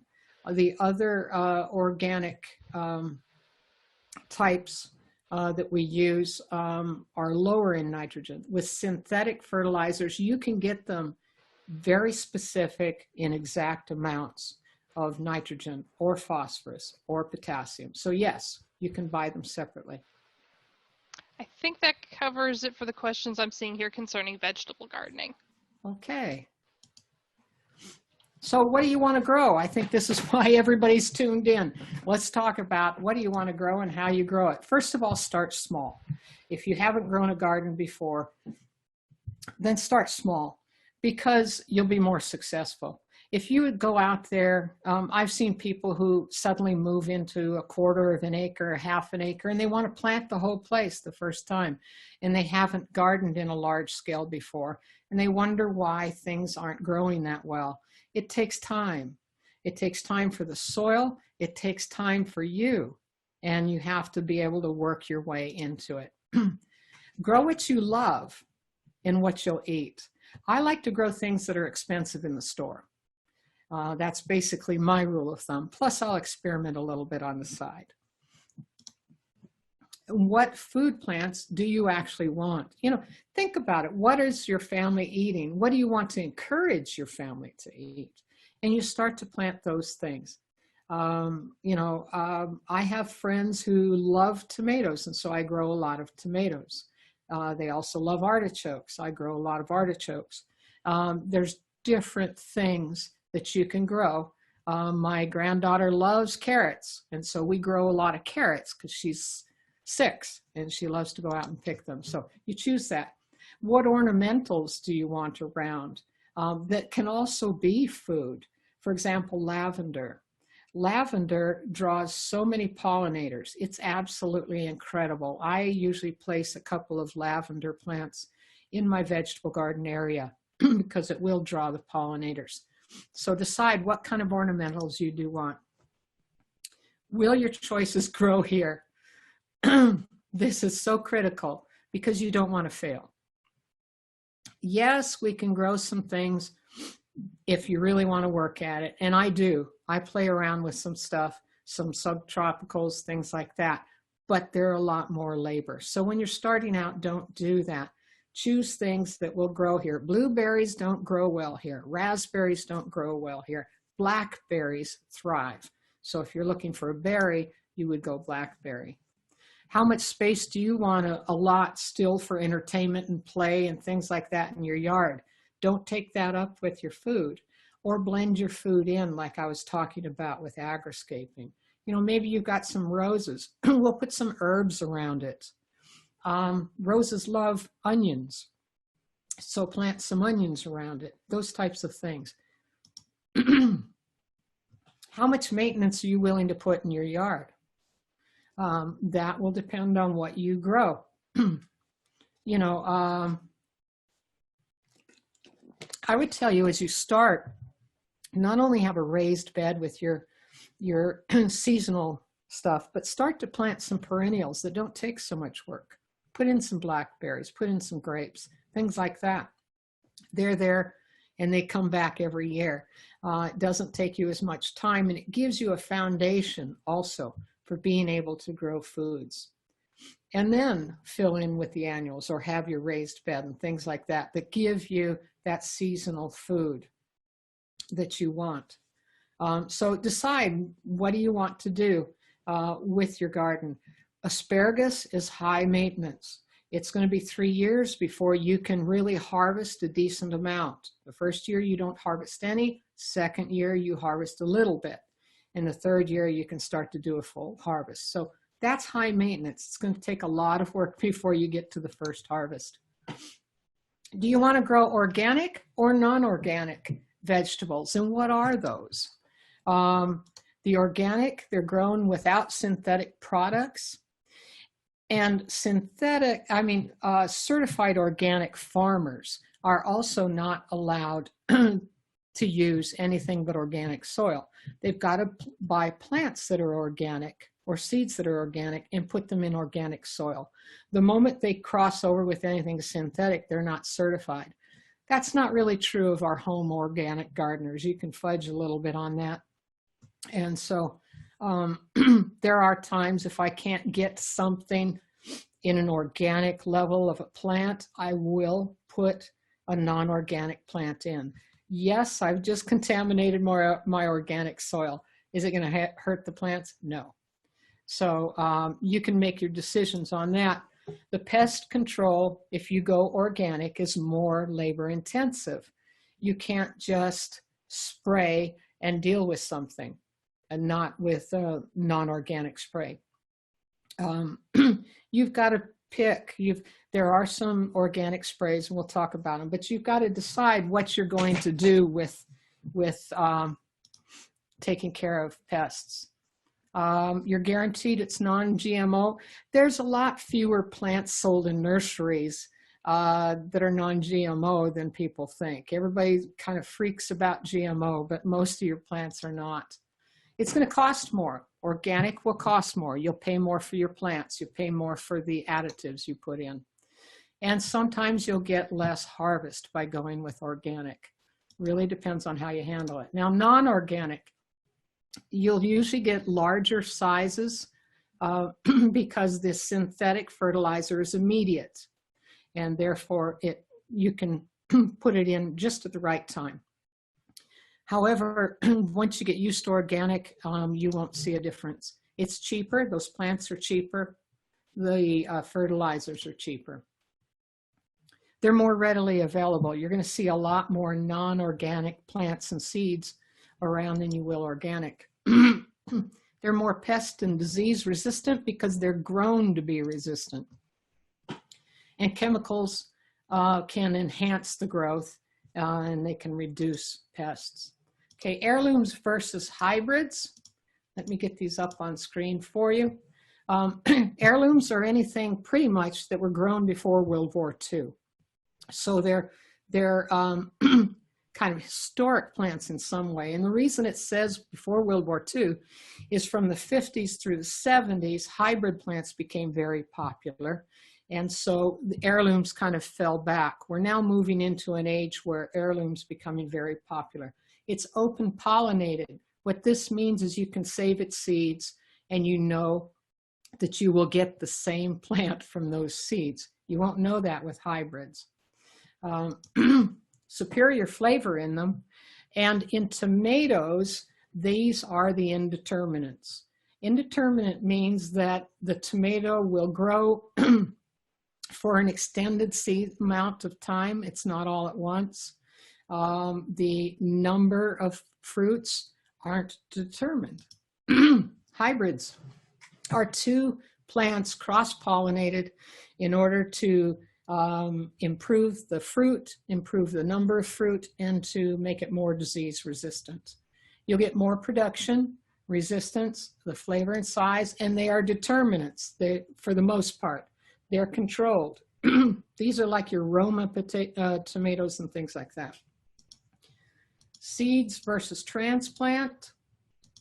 You have a longer time to harvest, obviously, because it's going to take anywhere from 5 days to about 10 days to germinate and start to get your tender shoots. Whereas if you walk in and you buy a transplant, it's already past that point. So when you have something that you need to plant in a short season, you're better off going to transplant. If you've got a little bit of time, your seeds are less expensive, but they do need 2 types of watering. If you're on drip irrigation, it's hard to plant seeds without giving it some watering with a hose, sprinkler hose. That's the only times we say it might be good to water the surface about 2 inches down. They're more work because you have to thin them out, things like that. But you can find more variety and they're less expensive. With transplants, you get 4 to 6 week head start because they're not just those little seedlings. They've been grown out. They're good size. So that means less water to harvest because it's the nursery has done some of the watering. It's pre-thinned, but there are fewer choices and they're more expensive. Okay, in reading your labels, let's take a look at what the labels look like. It's going to tell you where it can be grown. It's going to tell you how much sun, how much water, how deep you should plant them, how much spacing. Look at the back of those, the seed packets. The same thing happens here with the Roma, for example. It is teaching you some of the problems that you'll deal with it, whether it's resistant. This is a hybrid, so they've made it resistant to certain bacteria. It's going to give you maturity dates, which is critical here. If you're planting March 1st, which is where a lot of gardeners begin to plant, it really depends on what you're planting. You've got to figure out, will this produce by mid-June? And you count the days. If it doesn't, you're going to struggle. You may have to extend. Here's a list of warm season food. I sent you a calendar. You can see it's basically fruits and beans. And by fruits, we mean things that grow seeds inside. The tomatoes, the green peppers, the cucumbers, etc. What you can plant right now, although our weather is changing, you still can get these in the ground. Artichokes, basil, yard-long beans, not regular beans, but yard-long. Black-eyed peas, Armenian cucumbers, cantaloupe, okra, sweet potatoes, and sunflowers, and corn in July. The corn that needed to be planted in order to harvest in June, we're past that time. Here's your cool season. Basically, it's roots and greens, your lettuces, your broccoli, your beets, cabbages, anything where the vegetable grows in the ground, and then you harvest below ground and or above ground the greens and such. So you remember roots, fruits, beans, greens. Okay, in your planting time, you want to harden the transplants. That means let them sit outside for 2 or 3 days. Gently move them toward the area you're going to plant. This just helps them get used to your microclimate. If you want to germinate seeds, you put them between 2 layers of paper towel and just keep it moist, not soaked, and until they germinate or start to show the little plant coming out. Water the transplants the night before. Water the soil the day of, but not, you want it moist, but not saturated. Pay attention to spacing. In cool season planting, plant in the morning. In warm season planting, at dusk. It's because you're giving them, in the cool season planting, you want them to get that warmth to grow. And so you're trying to avoid shock. In the warm season, that heavy, hot temperatures are going to shock it. And so you want to let it cool over the, grow over the evening. And then put supports in. I sent you this chart. It's the soil temps for germination. You should have gotten that. If you didn't, then just contact us. Let's talk about planting tomatoes. I know this is something that you guys really want. And that's, you need the soil temperature at 50 plus, usually 50 to 60. And you can get soil temperature gauges if you want. No, meat thermometers won't work. I've been asked that before. You do it past the frost date. Our frost date is going deeper into the spring, unfortunately. It used to be we could plant February 15th, and now we're moving toward March 1st. So you just have to go online, check the frost date. You can type in Phoenix frost date 2020, for example, or 2021, and it would tell you. Prepare the soil. You want to check your drainage. You do a mix in ground of 50-50, compost native soil in the raised bed. There's my mix, 75 and 25. Plant them 24 inches apart. Some gardeners do this, so I put it up. They do a puddle where they remove it from the pot and they plunge it in water very quickly. Otherwise, the soil will start to move. I don't like to do that. I like to just water them the night before. Remove the leaves up to the top portion. And then you plant it sideways with just this top. Tomatoes are the one type that if you ever look at a tomato on the stem, you'll see these fibers. And what's happening is the roots are growing out. And so if you plant it underground like that with just the top leaves up, it's going to form more roots and it'll be much stronger.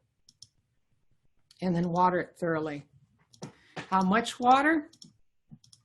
Well, this is just a basic guide. With seeds, you want to go about 2 inches deep.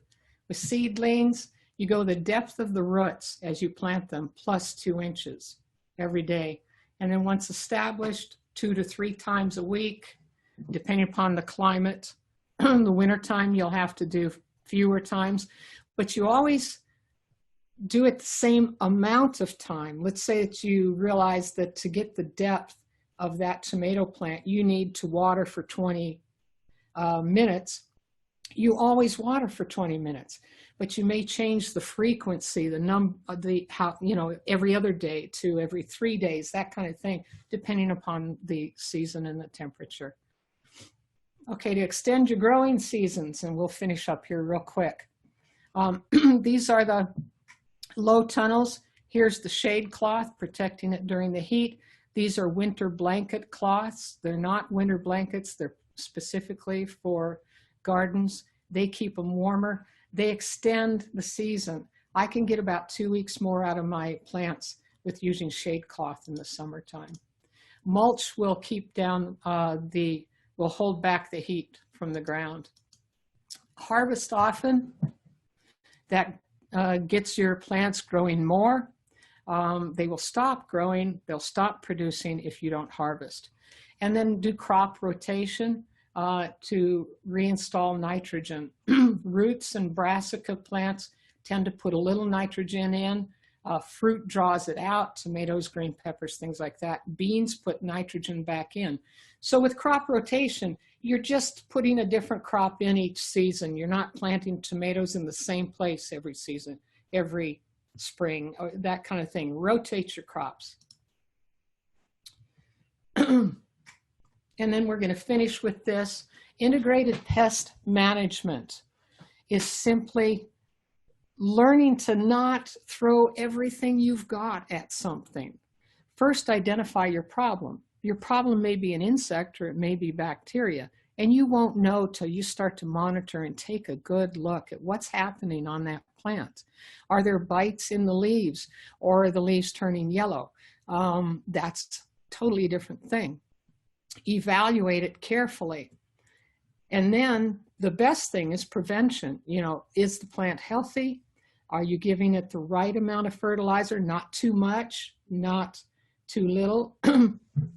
If you want to stop crawling plants, you can put little collars like this around sometimes. That'll prevent snails, things like that.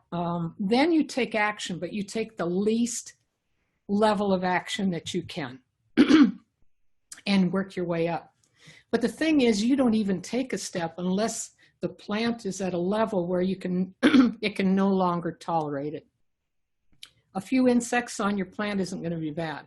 If they are insects that populate fast, you may have to reconsider. And then you monitor it and see how the plant is doing. Okay, these are, let's see, let me get us to the end. I was going to just tell you about sucking insects, which is the one we have the most problems with. Whoops. So aphids and whiteflies and squash bugs. Basically, aphids are the #1 problem that people have. And you can handle this through insecticidal soap, permethrin spray, neem oil. Beneficial insects are the best. Those are your praying mantis, your ladybugs, all sorts of different. We've got a huge list, and those are in some of the handouts I sent you. But basically, I just want to alert you, when you're using insecticidal soap in the heat, make sure you go back out in a couple of hours and spray that back off, or it will burn your leaves. The thing about this insecticidal soap, the permethrin spray, the neem oil, is that it has to make contact with the insects. So you can't go out and just spray your plants and think that the aphids are going to go away. You have to be spraying directly on the aphids. The ones where you don't have to is if you've got parasitic flies or you've got those beneficial insects. They're going to do the work for you. Okay, we've got more questions, and then we're going to go to your the rooms. Okay, here, let's see. With tomatoes, should I not direct sow them, or should I dig up my plants when they get larger and then replant them deeper per the diagram? So you've already sown them. If you've already sown them, don't mess with them. Is that what the question was? I believe so. Okay, yeah. No, you're just going to hurt the plant by digging them back up. You're fine. And if you don't want to do it sideways when you are installing them next spring, dig deeper. You can do it either way. You're just trying to get that stem below ground so that it'll grow more roots. But you're fine. They'll be fine. What were the poles that were on your arches?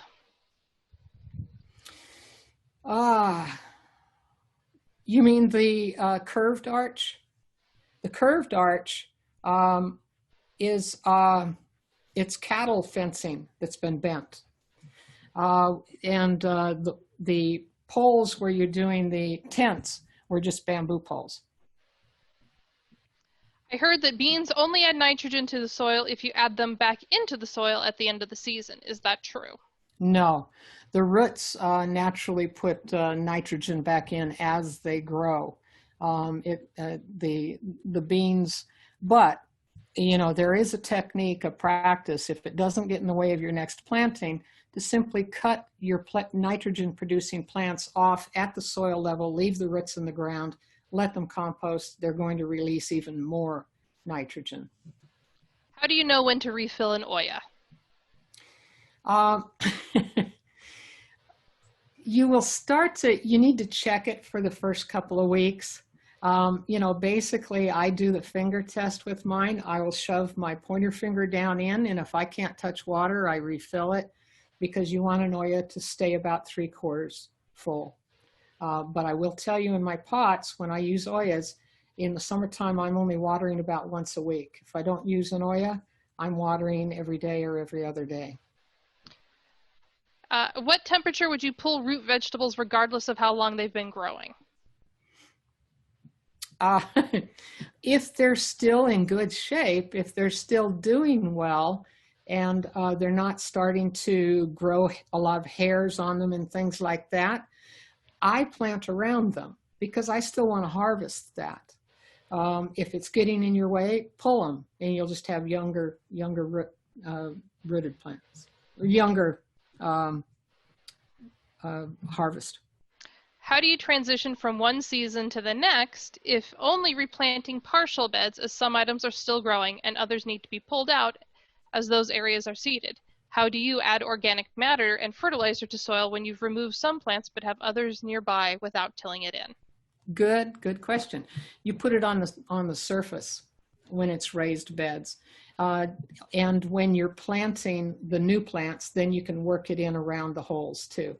But I do succession planting, which means I purposely plan for part of my garden to still be growing as I plant others, because then I'm always harvesting food. I've got food almost year round that way.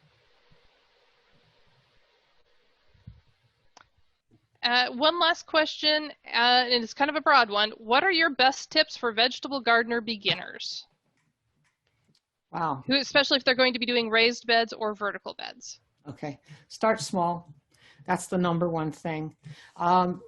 Take a look at where your water is, and you know, put some compost bins close by. The closer the things you're going to use are, the more successful you'll be. If you've got to walk away for your water or carry pails of water, you're going to get tired of that real fast. So start small.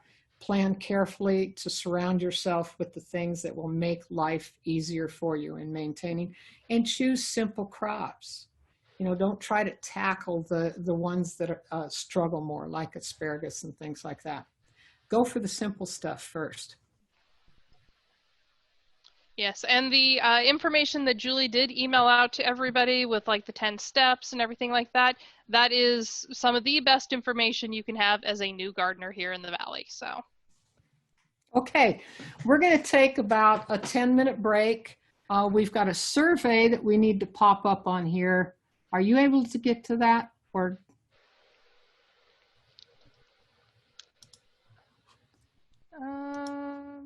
if not, I'll get it up there. Got it. Okay. Noelle's posting if you could take that survey and then take a little break. When you come back, you're going to be in a breakout room. If you want to do this, it's optional. And there'll be a master gardener in there to answer some of your more detailed questions. And thank you very much. And I hope we helped you tonight.